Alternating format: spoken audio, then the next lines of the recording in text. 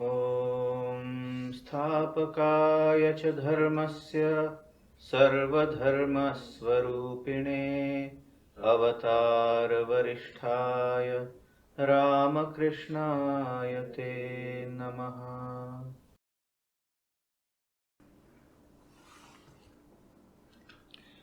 Dear friends, welcome back to the study of the third chapter of Bhagavad Gita, where we were deeply engrossed in the study of the fourth and the fifth shloka. I cannot sufficiently highlight the importance of these two shlokas. If you understand the meaning of these two shlokas vis-a-vis your practical spiritual life, you will be rising in a spiritual world like a rocket. Otherwise, you'll be moving in circles without any goal. We give that much of importance in understanding the inner meaning of shloka number 4 and shloka number 5. We had discussed the shloka number 4 in our previous class. Excuse me, pardon me, let me have your indulgence, let me look at it from a different point of view.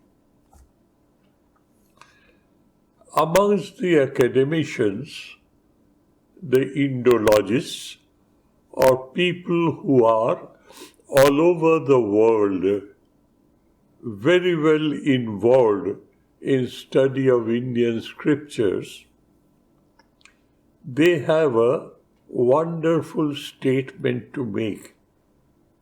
Not out of euphoria, but they are compelled to make this statement because of their honesty and sincerity of understanding the essential teaching of India's philosophy.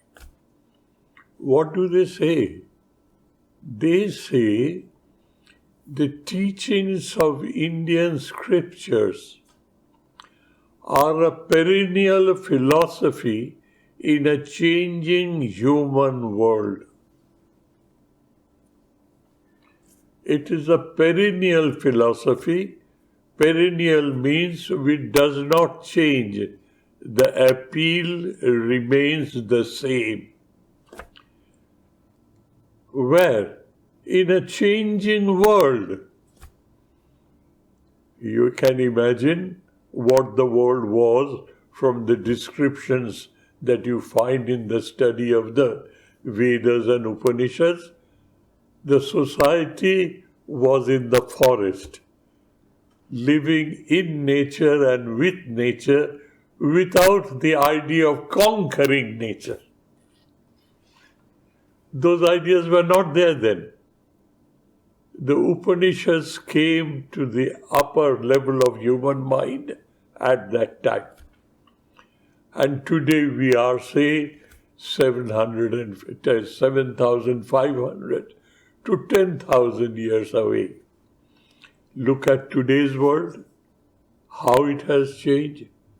Even then, the teachings of the Upanishad, the Gita, and the Jnana Marga of the Vedic literature is still relevant, applicable, performable, doable, attainable, achievable.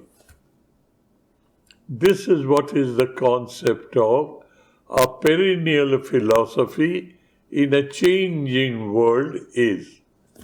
Now, what is it? It is very simple. Let us look at it from a commonsensical point of view. We are all living in the present day world. All of us want to be at peace with ourselves, want to be happy, and want to enjoy the world and life. Nothing wrong, nothing sinful about it. That is natural. We want to enjoy our life, we want to be happy, we want to be at peace with ourselves. With these three as a goal, we are probing around. What gives me this happiness? What gives me this happiness? And then, as human vanity is, Swamiji gave two very good examples, and I will give you those examples today. While leading this life of interacting with the world, we are sometimes disappointed, depressed, disturbed, in great agony, sadness, misery. At the same time, occasionally, we are in the top of the world. We are happy, we are full of joy. But none of these moods are ever lasting. It was not there, it arrives in point of time, stays in point of time, disappears in point of time, giving place to some other emotions. That is how the life goes on. And we see infinite number of people living this life. So we have a company, and we gradually accept this is the way of life. Now comes Swamiji's examples. In the Arabian desert, there is nothing else but gum acacia trees full of thorns. And you know, camels' lips are very, very thick and strong. Even then, when they go to pick up the green leaves of this acacia tree, thorns purge into their lips. And it bleeds. And unknowingly, he laps up with his tongue, wipes out that blood of his own. At the same time, he's chewing acacia leaves. He thinks acacia leaves are extremely tasty. But he doesn't know the taste is his own blood which he is tasting, and he thinks the acacia leaves are tasty. One example, it's a fact of life. Examples, as I've explained to you, is such an incident in life where the listener and the speaker, both of them agree. He gives another example. A hungry dog, pariah dog, roaming around the lanes and by lanes and streets. He has nothing to eat. Extremely hungry. All of a sudden, he finds a piece of bone lying in a corner. Absolutely threadbare bone, exposed to weather for I don't know how long.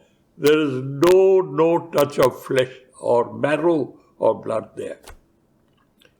He thinks, here's my food. He picks it up, goes at a place, isolated, and keeps on biting at that bone. But the bone doesn't yield anything. His excessive bite on that bone, his gum starts bleeding. And that blood gets mixed up with the bone, and he laps up his own blood and thinks the bone is tasty, where the bone is a dry piece of bone. And dog thinks it is tasty. Similarly, people who are introvert, who likes to analyze a situation, they analyze and say, I am working so hard for peace and happiness and joy, and I'm interacting with the world over, but how is it? They're all transitory, short-lived. And slowly, it dawns on to that person, whether he is a lady or a gentleman, is immaterial. Gender has no effect on the philosophical part of it. It is the brain. So he thinks, I am spending my life, and life is flowing, time is flowing, and I am chasing after this for years together, because my forefathers, my grandfather, my father, all of us have done this. I am also doing this. I am in good company. But what am I receiving? Concretely, tangibly. He starts thinking. And then he says, oh dear me, this is just a game. I am chasing the willow of the wisp. I am chasing the methane gas on a swamp. It keeps on rotating around. I am chasing after water in mirage. These are not available. So is there anything that will be commensurate with the hard work that I put in and give me some return? So, introspection starts, journey within starts to find out something else better than this way of life.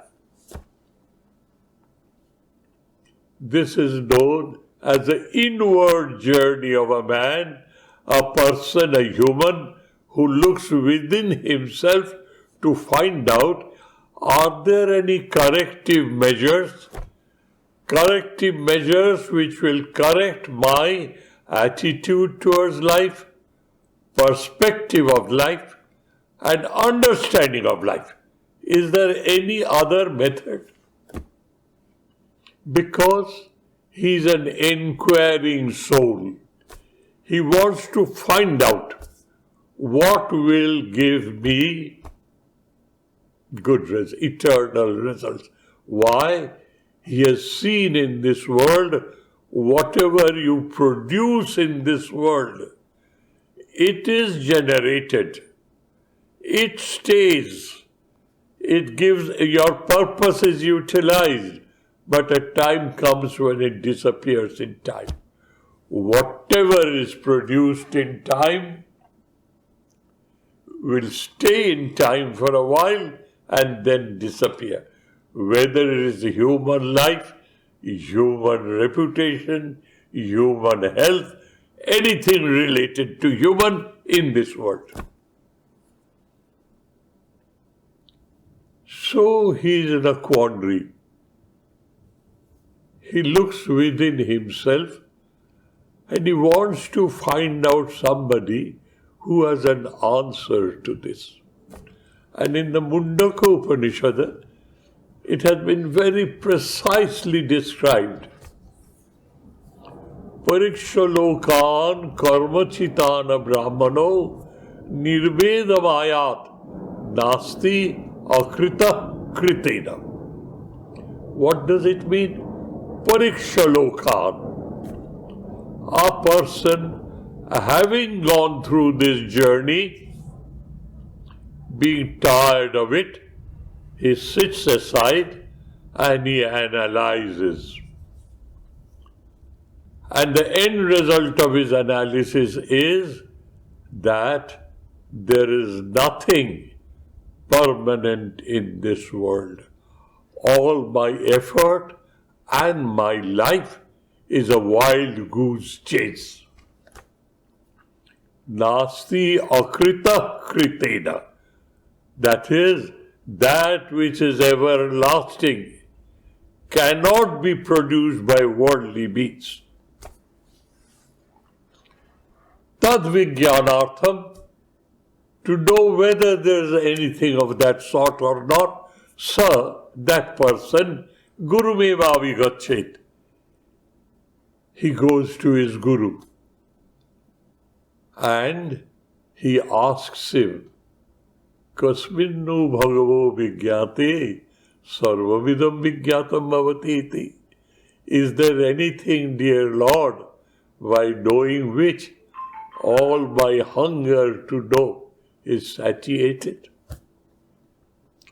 That type of a person is known as an introvert, a person who has started his journey within himself, nivritti marga, the path of withdrawal from the external world. And pravritti marga is that type of life where you are involved in this world. Pravritti marga, nivritti marga. Now, coming back to the Gita, Arjuna has been told not to run away from his duties without any duplicity, without any ambiguity. You have no way out, Arjuna. You perform your duties of life. At the same time, Sri Krishna speaks to him about the lakshana, signs and symptoms of a realized soul.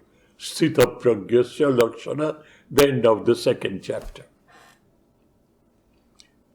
Arjuna, being an intelligent man, he on the face of it says, this life of a, I would say, person who is desirous of knowing or achieving Brahman is much superior than this worldly life of running and warfare. How is Sri Krishna calling himself to be my friend, philosopher, guide? How come he's asking me to do the worst thing and keeping this for somebody else? This is how it starts. The main theme is how we should lead our life. Through karma marga or through sannyasa or jnana marga. We are students of the philosophy, so we now understand what we are speaking. What is better for me?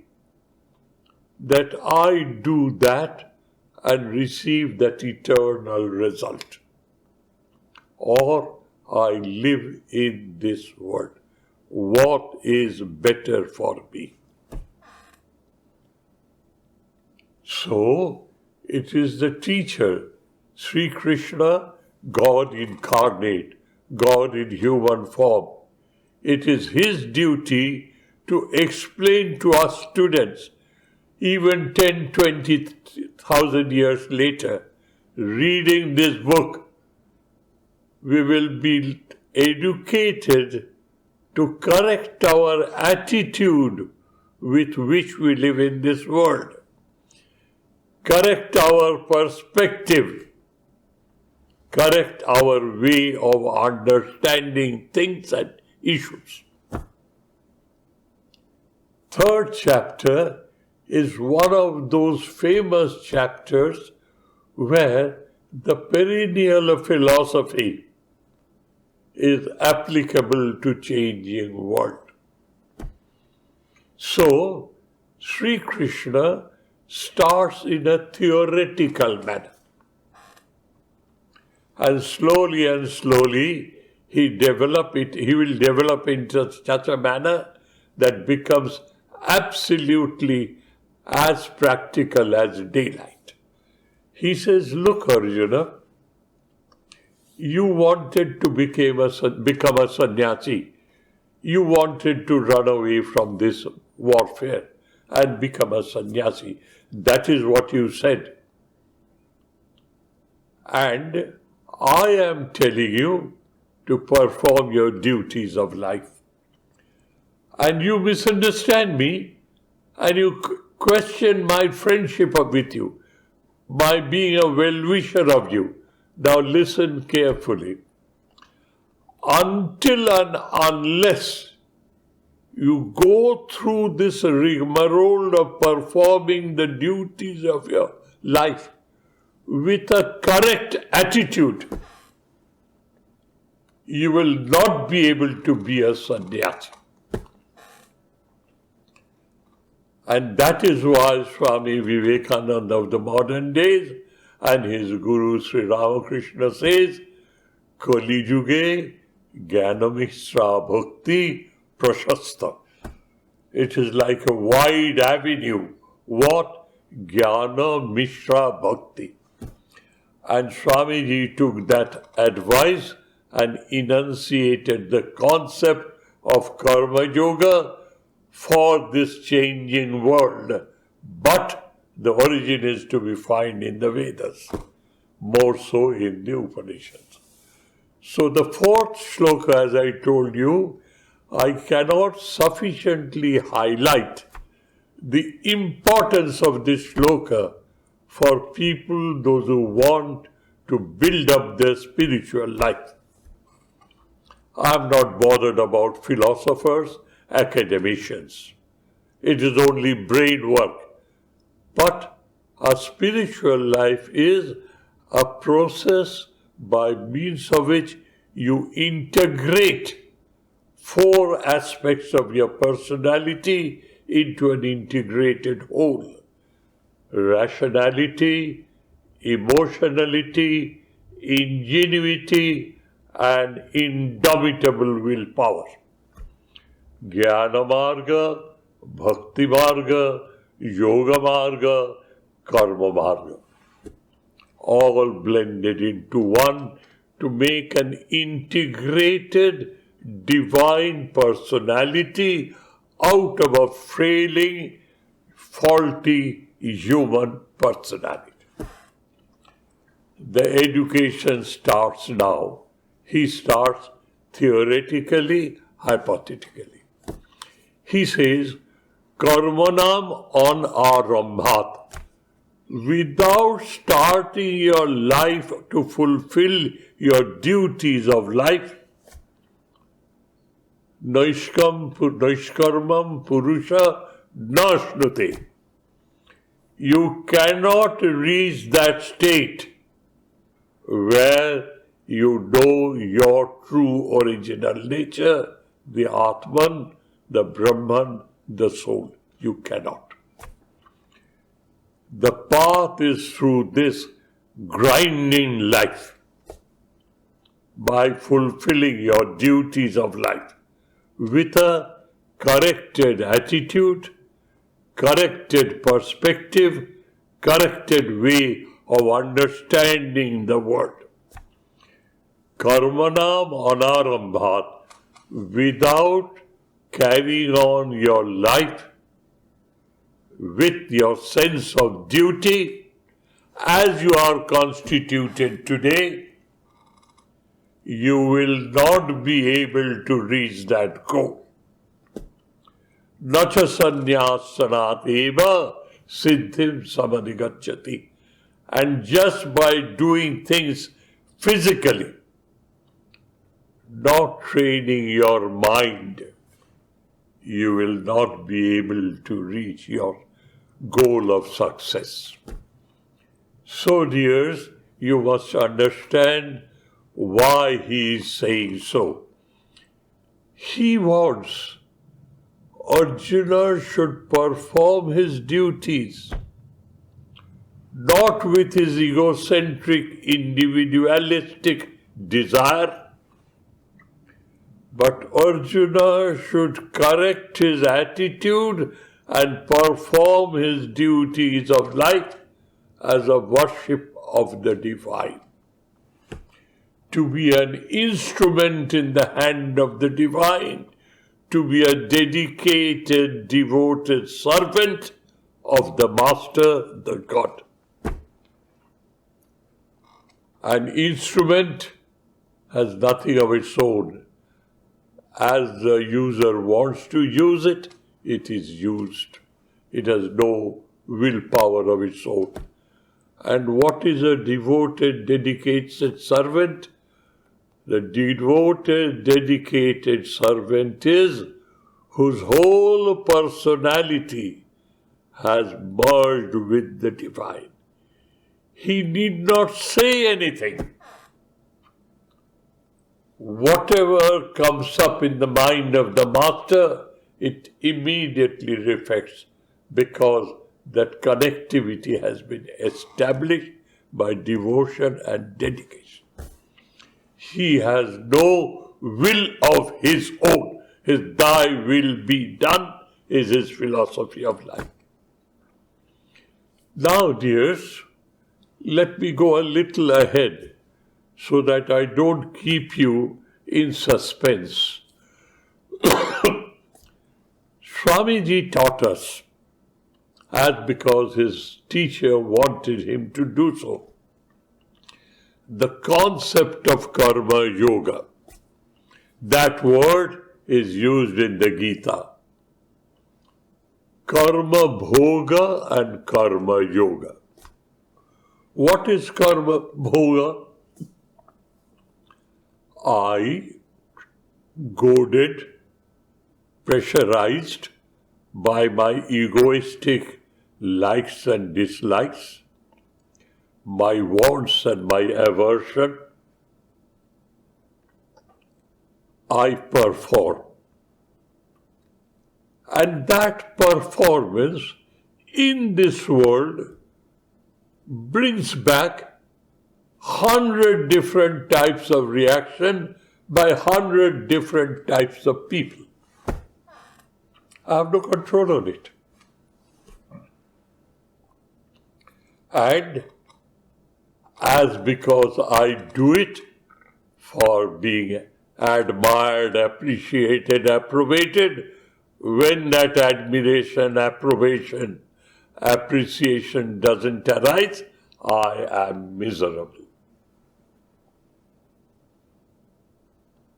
That is how we lead our life. The first thing we should learn about Karma Yoga is, let us perform our duty thoroughly, correctly, perfectly, excellently. And I steel my heart. I harden my heart, put a stone wall there. I expect nothing from the world. I am doing my duty perfectly, thoroughly, correctly, excellently. And I am habituated by the force of habit to expect a return from my work in this life. I develop the desire not to desire any return from the world. Because without a desire, there is no motivation. You can't work. So your motivation now is not to be motivated by worldly motivations. What is your motivation now? Don't bring in God so early. The medium step is, my motivation is, I will not bother what the world thinks of me. This is what I do. Perfectly, thoroughly, correctly, excellently. But that is a heartless discipline. There is no spice and salt in it. I don't enjoy it. The teacher now tells you the first lesson is you withdraw that expectation that you have from the world as a reaction to your action. You withdraw that. And then Jnanamarga teaches you the whole world is a manifestation of the divine. The Jnanamarga teaches you that the whole world is nothing else but the divine contained in a container. The container has a name, a form, a utilitarian value, and some qualities. If you let go that, the pure essence of existence is there. That's what Jnanamarga teaches you. Take advantage of that. And always see that through these names, the form, the qualities, and utility and value of each and every object of the world, God shines forth. He is present. You are taking advantage of Jnanamarga conclusion, and then you say, why should I be an absolute tasteless disciplinarian? Why don't I interact with the divine? In my flow of life, I've interacted with so many people, so many situations, so many occasions, and so many affairs. Why don't I educate myself, correct my attitude, and see the presence of the divine everywhere? That is Jnanamarga conclusion for you. You're absorbing that. And then the Bhakti Marga is your emotional aspect of your personality. Develop a love for that so-called being which permeates everywhere. All permeating, all pervading, omnipotent, omniscient, the divine. And as because I am a part of that world, He is in me also. I am not without Him. What I say as I am is nothing else but He is. I, like a stupid ass, have separated myself from Him. I am nothing but He. You are creating a situation of oneness with the divine. Jnanamarga, Bhakti Marga. And you stick on with this discipline with all the efforts of your life. Keep your mind under total control. The mind will not move out of this groove of seeing the divine everywhere and interacting with the divine with greater respect and devotion and love and affection. So what are you doing? The four faculties of human being, personality, is being blended into one. Jnana Marga, Bhakti Marga, Yoga Marga, and Karma Marga blends into a one, and your life is an endless interaction with the divine around you. This is the excellence of Karma Yoga, and it is a concept of a universal, performable religion for all human beings, notwithstanding what their faiths are. All the faith is they have tried to see God in a particular form through particular ideas. but is the same God everywhere. Dear friends, this is what the suggestion of the fourth shloka is. Karmanam anarambhat. If you don't start to follow the movement of your life, which is bound down, controlled by your sense of duty, you will reach nowhere. Please start that. How do you start that? He will tell you later on. I have in advance told you what is the concept of karma yoga. And in the modern time, you can't go back to the Vedic karma kanda of yaga, yajna, havana, brata, parayana, purasharana, and etc., etc., etc. Oh my, it is mind-boggling in detail. And what do they say? They say, you live a disciplined life in such a manner, you are always forced to remember the presence of God in your life. And you continue to serve Him. Do your duties, but you continue to serve Him by converting the duty as a respectful interaction with the Divine. And you will enjoy an eternal life in paradise. The fallacy of the argument is there, but this is what their idea was, that you enjoy a very, very prolonged life in the heavens along with your divine God and enjoy yourself. But shine punne martalokam vishanti. When that is, your bank balance is exhausted, you have to come back again to work your destiny.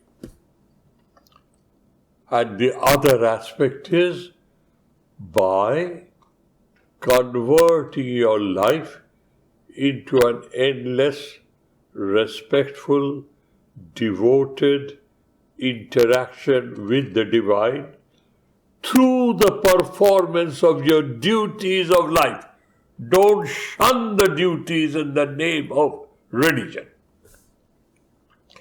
Convert the religion as a means to achievement. It is now a means to disachievement. Karma bhoga and karma yoga. Karma is common. How do you do it is the secret. So he says that na karmanam anarambhat naishkarmam purusha shrute na cha sannyasanateva siddhim samadhikacchati. Just to make a sham show without educating yourself to correct your attitude, to correct your perspective, to correct your sense of understanding of issues, it will lead you nowhere. Rather, you will be behaving in a manner which is nothing but hypocritical, self-deceptive. We have studied that in great detail. Now we have to study 3 more shlokas to catch up from where we left. Now I can say, is it required? I can ask, is it required? Well, look, life and activity are synonymous. The concept of life and concept of activity cannot be separated. They are the same.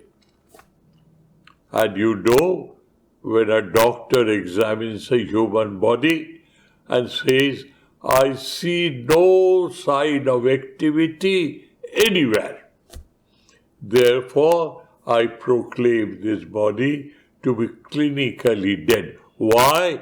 he did not have an activity. So activity and life is synonymous. Now, can we, any one of us, can we live without any activity where I egoistically am not involved? Can we? Our sense of duty, which is inbuilt in us, and the force of the social values, they work on us in such a manner we have to perform. Whatever may be your profession may be, whatever your liking may be, you have to be active. And when you are active, you say, I am doing, I am performing, I am active. That is the highest common factor every moment of your life. Even I am sleeping, I am dreaming, and I am doing something which I call by nothing. Therefore I say, I am doing nothing. I am doing. So, this involvement with I am, with that activity, is almost unbreakable. That is what we are as of today. Let us start from where we are. The awareness of I am and the awareness I am involved in some form of activity is absolutely an axiomatic truth in my life. Because of that I am doing, I have to face the reactions of my performance. I have to. Because I am doing, he will not suffer for it. I am doing. I may give him pain, but I will suffer for it. I can't escape that. So, if I continue to identify myself with my activity, whatever I do, I become a victim of my actions. Karma and karma phala, work and its a result. I can't escape that. So, I have to find out a methodology that performance with that egoistic attitude is leading me to this. Is there any way of performing without this attitude? Think over. Can we continue with the flow of life, which is nothing else but the performance of his duties, your hobbies, your desires, call it by any name? Your life flows in a very complicated manner, and that flow of life is being led by I am doing. As because I am doing, therefore I am suffering and enjoying the activities of my doing, results of my doing, results of my activities. Is there any other way? See in how many different ways Swamiji and other acharyas of the past, present, tries to explain that. is there any way of doing the same thing without causing of myself being a victim of my activity and I enjoy the results thereof? And enjoy without transitoriness. Karma yoga is that. Yogaha karmashu kaushalam. You have heard it in the second chapter. Yoga karmasu kaushalam. Yoga, karma yoga is a dexterous way, is a very, very intelligent way of performing your duties of life in such a manner, instead of being a bondage, a victim of your mood swings, it becomes a means to realization of your goal of life, to be one with God. Instead of being a cause of bondage, karma can be transformed into a means to realization. This is what we are here to learn. How we can, with a determined, dedicated, disciplined manner, with great determination, we continuously try to correct the attitude with which we are used to, we are a victim of, we are slave to it. How can I get rid of that and be a victim of a new force of habit? Instead of egocentric activity, my whole life is converted into a dedicated interaction with the divine, respectfully and lovingly. So, you cannot stop being active as long as you are alive. So please don't try to cheat yourself that I'll be absolutely inactive.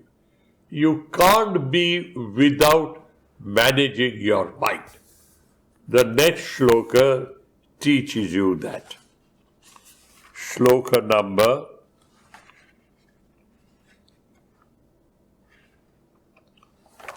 6.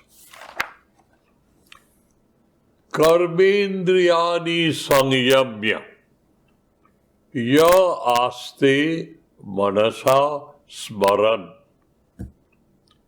indriyarthan vimūಢātmā mitthāchāra sa uchyate. He is called to be a liar, a hypocrite, a master in self-deception. Who? Mitthāchāra sa uchyate. Sa means he, uchyate is called as mithyachara, a liar, a self-deceptor, who does not want to see the reality as it is. Who is worthy of this nomenclature? Mithyachara. See how precisely he says. He says, Karmendriya samyamya. You sit tight, don't move. But your mind roaming around. Roaming around the whole world. But you are sitting like a piece of stone. Karma indriya samyamya, controlling the movement of your body, and mentally you are roaming about the whole world. And mentally you are interacting with all the objects and trying to enjoy and this and that. The mind is active, you have made your body inactive. Karma indriya sanjamya ja aste, who dwells in manasa smaran. What does he think? Indriyarthan, the enjoyable objects of my five sense organs, I imagine mentally and enjoy that. Mithacharasta uchyate. He is giving you a great warning that for heaven's sake, don't deceive yourself. It is a common tendency to do so. You will see thousands of people talking tall, but behaving like a beast. Why? They are talking tall, behaving like a beast, without any control on themselves. Whereas, by contrast, Jastu Indriyani Manasa Niyamya Aravate Arjuna Jastu Indriyani Manasa Niyamya. 4 words. He who, tu means by contrast. You have seen the previous group of people. Now see the other group of people. What is that? Indriyani Manasa Niyamya. All the sense organs are totally under my control, like a well-trained, disciplined dog. Sit and he sits, stands and he stands, runs and he runs, come here, he comes here. He is a dog which is well-trained, well-disciplined, and absolutely under control of the master. Your mind should be like that. With your mind, you control your sense organs, by contrast with the previous type of people. Jastu Indriyani Manasa Niyamya. Underline the word Manasa Niyamya. Aravate. He continues to work. Karmaindrair karma yogam asakta sa vishishyate. He allows his body to act. He allows his indriyas to act. He allows his sense organs to act. He carries on with his sense of duty. Aravate. He carries on with the sense of duty and live in this world full all activities. How? Manasa Niyamya. Totally under the control of your willpower. Don't go there. Don't go there. Don't move. Don't think of this, not that. And it obeys. That is an achievement in itself. And it takes quite some time, but it is possible, practicable, doable, attainable, achievable. All adjectives. All. Everything. So what he says, those who on the other hand have the mind totally under control and allows the body and the indriyas to function as he dictates and decides. Sakarma yogam. He is a karma yogi. Sa vishishyate. Asakta san sa vishishyate. He is no more expecting any return from the world. And he is performing. What has he done to himself? Niyamana means controlling, disciplining. He has lifted it from himself and given it to God. Thou art my shepherd, lead thy me on. You are there to help me. Let me do a little to be properly helped. So I discipline myself and I carry on with my life in such a manner, instead of being a karma bhogi, suffering all bondages, I become a karma yogi, asakta. I am no more involved with the world. I am involved with my God. So after the fourth shloka, fifth is relevant because nobody can be without work. Sixth and seventh, by contrast, tells you what a karma bhogi is, what a karma yogi is. So, this is how the third chapter starts. Let us go on to the 8th shloka and stop for the day.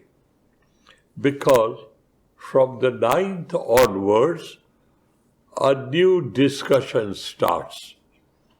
That discussion is giving you a crystal clear idea what is Vedic karma kanda is.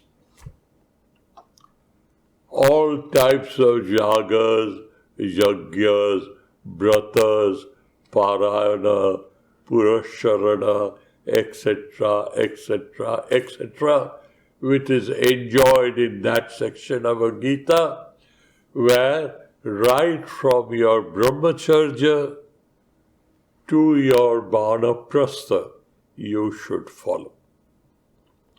A matter of great discipline rotating around awareness of the divine. And how do you gain eternal peace in heaven?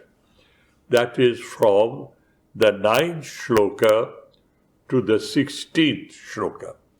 We'll take our time. Let us finish the 8th shloka today. Niyatam kuru karmatvam. Now he is concluding this section from 3rd to the 8th. Lokeosmin dividha nishta pura prokta mayanaga. That is what he has said in the starting of this section of argument. He is now completing in the 8th. Niyatam kuru karmatvam. Karma jayo vikarmanaha. Akarmanaha. Karma jayo hi akarmanaha. Sharira jatra pichate na prasiddhet akarmana. He is concluding. Sharira jatra, the flow of life, the journey of life. Jatra is journey. The flow of life, the journey of life will not be fulfilled if you stop living a normal life as you are supposed to live.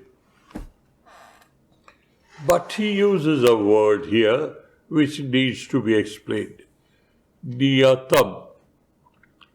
Niyatam has two meanings relevant to the same shloka.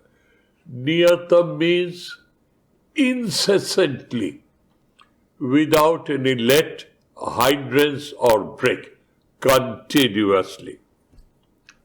And Niyatam means controlled. So keep these two in mind. Controlled and without break, incessant.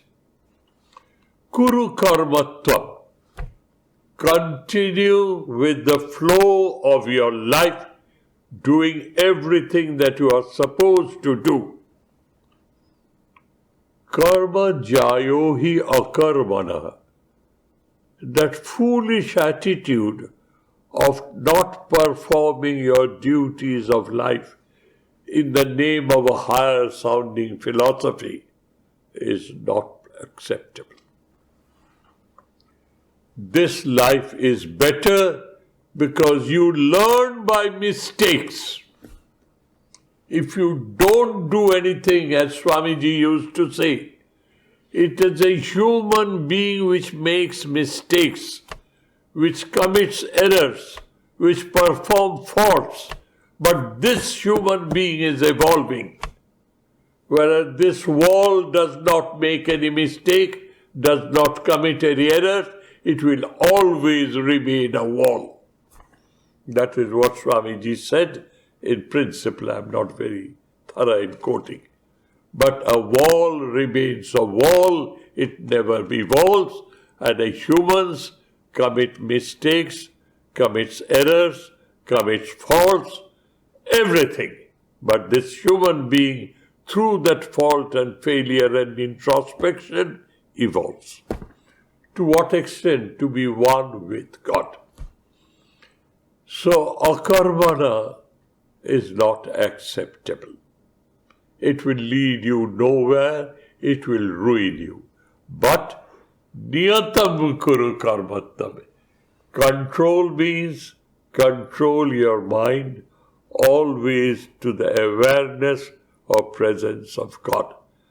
And niyatam means incessantly, without break or hiatus, you continue to perform your duties. If you do not do so, sharira jatra pichate na prasiddhet akarmanaha. Your being born a human is not being fulfilled. Therefore, continue to do your work, but educate yourself through the help of these texts in such a manner to develop a new art, transforming your life from a karma yogi to a karma yogi through the help of that methodology known as yoga karmashu kaushalam. That is the secret of living your life. Thank you ever so much, dear friends. Thank you ever so much. We meet again next Sunday and we start from 9 to 16. This is another section which tries to make clear to a modern man what was the concept of Vedic Karma Kanda. And it is interesting to learn and to know. Thank you.